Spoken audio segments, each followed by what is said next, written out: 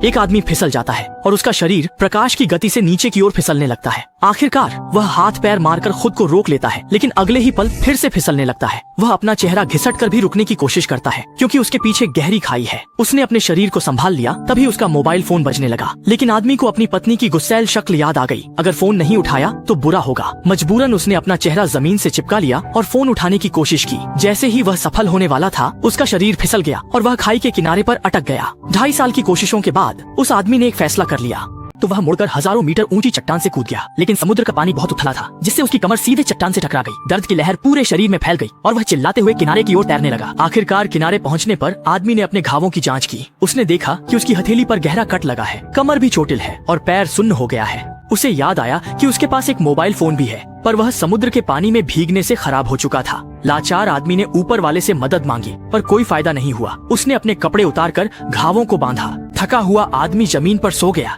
जब आंखें खोली, दूर एक द्वीप देखा।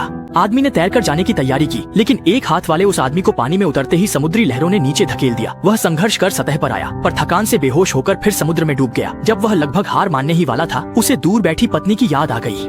इससे उसमें जबरदस्त ताकत आ गई और वह फिर सतह पर आ गया। मौत से बच गया। आखिरकार वह उस द्वीप तक पहुंच गया जिसे उसने देखा था, लेकिन वह द्वीप तो हथेली जितना छोटा था।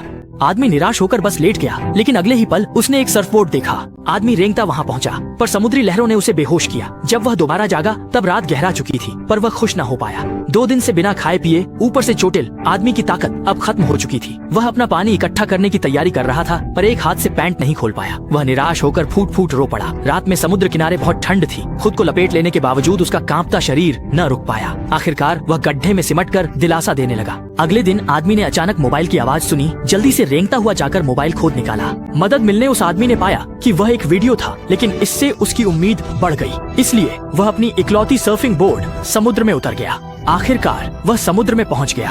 आदमी अत्यधिक थकावट के कारण बेहोश हो गया, लेकिन किस्मत ने उसका साथ दिया। गुजरती नाव ने उसे देखा और आखिरकार उसे बचा लिया गया। फिल्म समाप्त होती है।